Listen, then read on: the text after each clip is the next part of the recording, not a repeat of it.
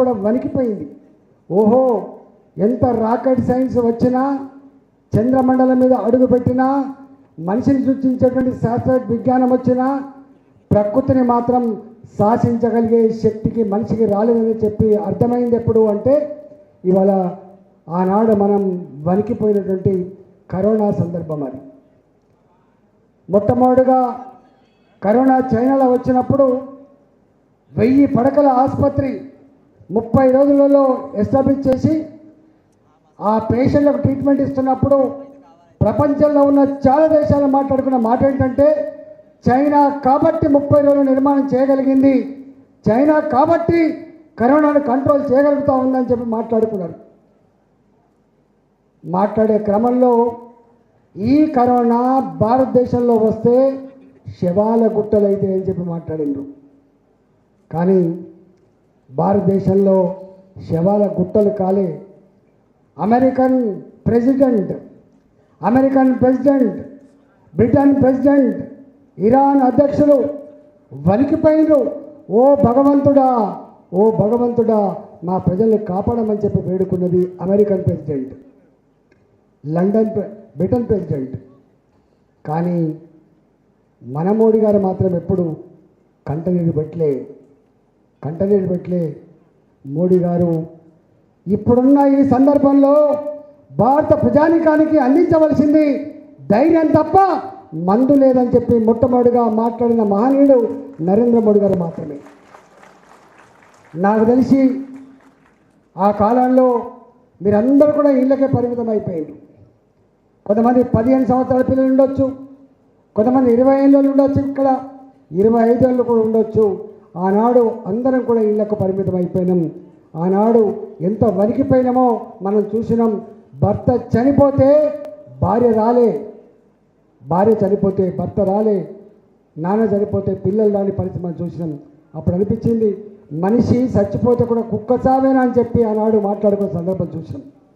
ఆనాడు నరేంద్ర మోడీ గారు ప్రతి వారానికి ఒకసారి రాష్ట్రాల ముఖ్యమంత్రులతో, ఆరోగ్య శాఖ మంత్రులతో వీడియో కాల్లో మాట్లాడుతూ వారు ఒకటే మాట చెప్పేది, ఇవాళ ఇంత విపత్కరమైన ఈ పరిస్థితులలో మన గురించి ఏదో చిన్నగా మాట్లాడిందో ప్రపంచం, మనమే ప్రపంచానికి ఆదర్శవంతంగా ఉండాలని చెప్పి భావించి ఆనాడు మా ప్రజలకు అన్నం పెట్టాలి కనీసం అని చెప్పి 5 కిలోల చొప్పున ప్రతి మనిషికి బియ్యం ఇచ్చి ఆకలి తీర్చినటువంటి వ్యక్తి నరేంద్ర మోడీ గారు అని చెప్పి మనం చేస్తూ ఉన్నాం. ఆనాడు మీకు తెలుసు, మీరంతా చదువుకున్న పిల్లలు కాబట్టి ఒక వ్యాక్సిన్ ప్రొడ్యూస్ చేయాలంటే సంవత్సరాల తరబడి రీసెర్చ్ జరగాలి, ప్రోటోకాల్స్ ఉంటాయి, దానికి అలౌ చేయరు. కానీ మోడీ గారు ఒకటే అనుకున్నారు, ఈ భయంకరమైన ఈ భయం ఆవరించిన ఈ పరిస్థితులలో ప్రజలు నార్మల్స్కి రావాలంటే, మళ్ళా యథార్థ స్థితికి రావాలంటే తప్పకుండా దీన్ని పోగొట్టగలిగే ఒక వ్యాక్సిన్ తయారు చేయాలని చెప్పి భావించి ఈ వ్యాక్సిన్ మ్యానుఫ్యాక్చరింగ్ అనేది ప్రైవేటు వ్యక్తులు ఇన్ని వేల కోట్ల రూపాయలు ఇన్వెస్ట్ చేయలేరు ఇప్పుడు అని చెప్పి భావించి బాజాప్తా భారత ఖజానా నుంచి డబ్బులు ఇచ్చి ఇవాళ భారతదేశంలో అందులో హైదరాబాద్లో వ్యాక్సిన్ ఉత్పత్తి చేసి ప్రతి మనిషికి ఉచితంగా 2 డోసులు ఇవ్వడమే కాకుండా ప్రపంచంలో ఉన్న పేద దేశాలకు వ్యాక్సిన్ అందించి ధైర్యాన్ని ఇచ్చినటువంటి దేశం భారతదేశం. ధైర్యాన్ని ఇచ్చిన నాయకుడు నరేంద్ర మోడీ గారిని చెప్పడం చేస్తా ఉన్నాం. ఆనాడు స్వయంగా మోడీ గారే హైదరాబాద్కి వచ్చిండు. ఆనాడు వ్యాక్సిన్ మ్యానుఫ్యాక్చరింగ్ సెంటర్లో పోయి చూసి మళ్ళీ ఫ్లైట్లు వెళ్ళిపోయిన సందర్భాలు చూసి, అంటే నాయకుడు అనేవాడు ఎట్లా ఉండాలి ఇవాళ మనకు ఆవిష్కరించినటువంటి మహనీయుడు మోడీ గారు. ఇవాళ రెండో సన్నివేశం నేను స్వయంగా ఇన్వాల్వ్ అయిన సన్నివేశం. మీకు తెలుసు,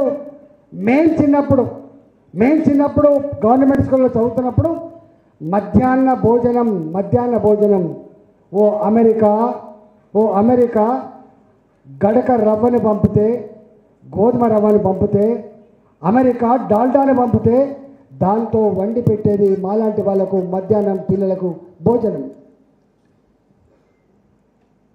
కరువు వచ్చింది 69లో, 69 నుంచి 73 వరకు భయంకరమైన కరువు వచ్చింది. రాగడి మట్టి తిని బతికిందని చెప్పి మనం చరిత్ర చదువుకుంటూ ఉంటాం. బెంగాల్ కరువు అయితే లక్షల మంది చనిపోయినట్టే మనం మాట్లాడుకుంటాం. కానీ మోడీ గారు 2014లో వచ్చిన తర్వాత ఒకటే నిర్ణయించుకున్నారు. 140 కోట్ల జనాభా కలిగి, ఇంత గొప్ప మానవ సంపద కలిగి, ప్రపంచానికి ఒక వైద్యాన్ని అందించేటువంటి శాస్త్రవేత్తలు ఉన్నటువంటి భారతదేశం మనం ఇంకా ఎందుకు థర్డ్ వరల్డ్ కంట్రీగా ఉండాలి, మనం ఎందుకు ఫస్ట్ వరల్డ్ కంట్రీగా పోవద్దని చెప్పి భావించి అనేక రకాల రిఫార్మ్స్ తెచ్చిండు. అలా దాని గురించి చెప్పాలంటే ఒక గంట చెప్పిన అవ్వదు. కానీ ఒక్కటి మాత్రం చెప్పదలుచుకున్నా. 2014లో నరేంద్ర మోడీ గారు ఈ వరల్డ్ బ్యాంక్ రుణాలు లేకుండా, ఈ ఏషియన్ డెవలప్మెంట్ బ్యాంక్ రుణాలు లేకుండా మన కాళ్ళ మీద మనం బతకడం ఎట్లా అని చెప్పి భావించి 2009లో ఆనాడు జిఎస్టీ ట్యాక్స్ విధానం తేవాలని చెప్పి భావిస్తే, ఆనాడు మన్మోహన్ సింగ్ గారు పెద్ద ఆర్థికవేత్త అయినా కూడా కమిట్మెంట్ లేదు కాబట్టి, దేశ హితం కాంగ్రెస్ పార్టీ నైజం కాదు కాబట్టి దాన్ని అమలు చేయలేకపోయిండు. కానీ మోడీ గారు వచ్చిన తర్వాత 29 రాష్ట్రాల ఆర్థిక మంత్రులతో కమిటీ వేసి దానికి నాయకత్వం వహించినటువంటి మహనీయుడు అరుణ్ జైట్లీ గారి నాయకత్వంలో 3 సంవత్సరాలు 2014, 15, 16 సంవత్సరాలు 3 సంవత్సరాల పాటు దాన్ని స్టడీ చేసి ఇవాళ 2017లో ఆ ట్యాక్స్ విధానం అమలు చేసాం. మనం ఆ ట్యాక్స్ విధానం అమలు చేసిన దేశానికి పోయినాం. మేము ఆస్ట్రేలియా దేశానికి పోతే ఆస్ట్రేలియా వాళ్ళు మాకన్న మాట ఏంటంటే, భారతదేశంలో ట్యాక్స్ కట్టే కల్చర్ లేదు, భారతదేశంలో చదువుకున్న వాళ్ళు లేరు, భారతదేశంలో వితౌట్ అని చెప్పి అడుగుతారు.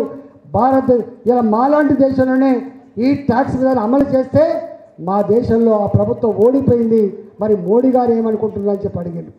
మేము ఒకటే, ఆనాడు నేను టీఆర్ఎస్ పార్టీలో ఉన్నా, కానీ నేను బీజేపీ లేను. కానీ ఒక మాట అన్నా, మా మోడీ గారు ఎలక్షన్ ఓరియంటేషన్లో, పవర్ ఓరియంటేషన్లో ఆలోచన చేయరు. మా మోడీ గారు భారతదేశ హితం కోసమే ఆలోచన చేస్తారు. అందుకని దీన్ని అమలు చేసి తీరుతామని చెప్పిన మా నాడు ఇవాళ అమలు చేసిండు మోడీ గారు. ఇవాళ మీకు తెలుసు, 2017లో ఆ సంవత్సరం GST tax collection was per month 73,000 కోట్లు.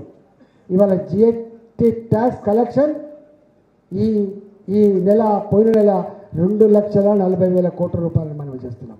2,40,000 కోట్లు. రామాలయం కట్టుకున్నాం, 370 ఆర్టికల్ అవన్నీ మనం చెప్తారు. అంటే ఎక్కడి నుంచి ఎక్కడికి పోయినాం మనం. ఇవాళ అభివృద్ధి గురించి వీళ్ళు మాట్లాడతారు మరుగుజ్జుగాళ్ళు. ఇవాళ అభివృద్ధి ఒకటి చెప్పదలుచుకున్నా. ఈ హైదరాబాద్ నగరంలో ఒక చెర్లపల్లి రైల్వే స్టేషన్, ఒక Secunderabad railway station, Nampally Kacheguda railway station మీరు ఎప్పుడైనా పోయి చూడండి. ఇవాళ శంషాబాద్ ఎయిర్పోర్ట్ ఎట్లా ఉందో రైల్వే స్టేషన్ కూడా అట్లే ఉన్నాయి. That is Modi vision. ఒకనాడు బ్రిటిష్ వాళ్ళు కట్టిన, నిజాం కాలం నాడు కట్టినటువంటి రైల్వే స్టేషన్లకు 5 కోట్లు 10 కోట్లు ఇస్తే రంగులేసుకున్న రైల్వే స్టేషన్లు ఇవాళ వాటి జాగాలో ఒక సికింద్రాబాద్ రైల్వే స్టేషన్ 750 కోట్ల రూపాయలు, ఒక కాచిగూడ రైల్వే స్టేషన్ 450 కోట్ల రూపాయలు, ఒక నాంపల్లి రైల్వే స్టేషన్ 350 కోట్ల రూపాయలు, ఒక ఇక్కడ కట్టుకున్నటువంటి మా చెర్లపల్లి రైల్వే స్టేషన్ 450 కోట్ల రూపాయలు. ఎక్కడి 20 కోట్లు, ఎక్కడి 10 కోట్లు, ఎక్కడ 1000 కోట్ల రూపాయలు. ఈ డెవలప్మెంట్ కనపడదు అని చెప్పి రేవంత్ రెడ్డి అడుగుతా ఉన్నాం. అందువల్ల నేను ఒక్కటే మీ అందరికీ వినమ్రంగా విజ్ఞప్తి చేస్తున్నా, అంత ఈజీ కాదు. ఒకనాడు అతుకుల పొంత సంసారంగా కొనసాగిన భారత్, బంగారం కుదబెడితే తప్ప జీతాలు ఇవ్వలేని భారత్, ప్రపంచ బ్యాంక్ అప్పిస్తే తప్ప రోడ్లు వేయని భారత్, ఏషియన్ డెవలప్మెంట్ బ్యాంక్ ఇస్తే తప్ప ఆనాడు ఐఐటీలు కట్టలేని భారత్.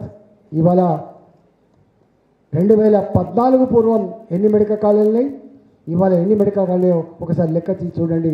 జమీన్ ఆస్మాన్ ఫరక్ ఉంటుంది. 5 ఐఐటీలు ఉన్నటువంటి దేశంలో ఇవాళ 22 ఐఐటీలు కట్టినటువంటి దేశం ఇలా మోడీ గారి సందర్భాన్ని మనం చేస్తాం. అందువల్ల ఇవాళ ఇవన్నీ కూడా ఈ 12 సంవత్సరాల కాలంలో మోడీ గారు వట్టిగా ఉపన్యాసాలు ఇచ్చో బాయ్ చెప్పో దేశ ప్రజానికానికి ఆకట్టు చేయలేదు. కశ్మీర్ నుంచి మొదలుపెట్టి కన్యాకుమారి వరకు, అరుణాచల్ ప్రదేశ్ నుంచి మొదలుపెట్టి కచ్ వరకు, జాతులు వేరైనా, సంస్కృతులు వేరైనా, భాషలు వేరైనా, ప్రాంతాలు వేరైనా కూడా ఒకటే నినాదం, మా మోడీ ప్రధానమంత్రి అని చెప్పి గర్వంగా చెప్పుకునే స్థాయికి ఎదిగింది ఈ దేశం అని చెప్పి మనం చేస్తూ ఉన్నా. మీరు మొన్న చూసిండ్రు, ఒకనాడు ప్రపంచంలో అగ్రదేశం అమెరికా ఎవరు స్ట్రాంగెస్ట్ పొలిటికల్ లీడర్ అన్న గ్లోబ్ అంటే అమెరికన్ ప్రెసిడెంట్ కూడా చెప్పేది. ఇవాళ స్ట్రాంగ్ పొలిటికల్ లీడర్ ఇవాళ నరేంద్ర మోడీ గారిని చెప్పే పరిస్థితి వచ్చింది. మీకు రష్యన్ ప్రెసిడెంట్ కావచ్చు, అమెరికన్ ప్రెసిడెంట్ కావచ్చు, వాళ్ళు రెండు మాటలు చెప్తూ ఉంటారు ఎప్పుడు. చాలా స్ట్రాంగ్ విల్ పవర్ ఉన్న నాయకుడు నరేంద్ర మోడీ గారిని చెప్పి మాట్లాడతారు. స్ట్రాంగ్ విల్ పవర్ ఉన్న నాయకుడు నరేంద్ర మోడీ గారిని చెప్తూ మాట్లాడతారు.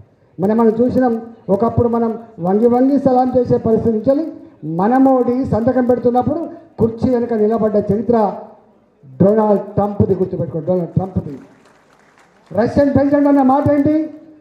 ఆ దేశానికి ఏం కావాలో నిర్ణయించే సత్తా మోడీ గారికి ఉంటుంది, భారతదేశానికి కూడా తప్ప మనం సాధించలేమని చెప్పిన నాయకుడు ఇవాళ రష్యన్ ప్రెసిడెంట్ పుతిన్ గారు. ఇలా వాళ్ళు మాట్లాడుతున్న మాటలు వింటూ ఉంటే మనకు నిజంగా గర్వంగా ఉంటుంది. ఇవాళ ఒకప్పుడు భారతదేశం అంటే థర్డ్ వరల్డ్ కంట్రీ, ఇంతకుముందు చెప్పినట్టుగా అమెరికా పంపితే తప్ప మన మధ్యాహ్న భోజనం లేదు. మొన్న ఒక ఆర్టికల్ వచ్చింది, ప్రపంచంలో ఏ దేశానికి కరువు వచ్చినా ఆకలేసినా అన్నం పెట్టగలిగే సత్తా భారత్కు మాత్రమే ఉంది.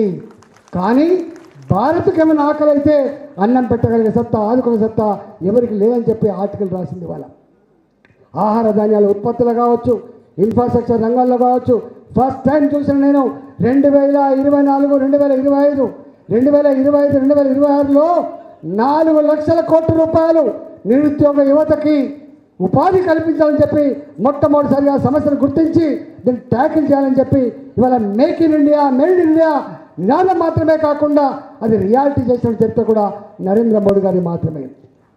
ఇవాళ డిజిటల్ ట్రాన్సాక్షన్ గురించి నేను చెప్పాల్సి అక్కర్లేదు. డిజిటల్ ట్రాన్సాక్షన్ గురించి చదువురాని దేశంలో ఇవాళ 55 కోట్ల మందికి జన్ ధన్ అకౌంట్లు ఓపెన్ చేసిన చరిత్ర నరేంద్ర మోడీ గారిది. హేళన చేసిండ్రు, జన్ ధన్ అకౌంట్లు ఓపెన్ చేస్తున్నావు కదా మోడీ గారు, ఎన్ని డబ్బులు వేస్తారు సుల్తాన్ నుంచి తెచ్చని చెప్పి హేళన చేసిండ్రు. కానీ ఇవాళ అర్థమైపోయింది, ప్రపంచంలో అమెరికా కంటే, చైనా కంటే, రష్యా కంటే, యూరోప్ కంట్రీల కంటే కూడా డిజిటల్ ట్రాన్సాక్షన్ జరుపుతున్న దేశం భారతదేశం మాత్రమే. నువ్వు ఎక్కడ కూరగాయలు అమ్ముకునే దగ్గర, ఆర్టీసీ బస్ ఎక్కిన దగ్గర, చివరికి అడుక్కునే బుచ్చగాడు కూడా పైసలు లేకపోతే దీన్ని కొట్టుబిడ్డ అంటున్నాడు. That is Bharat today digital ఇండియాలో.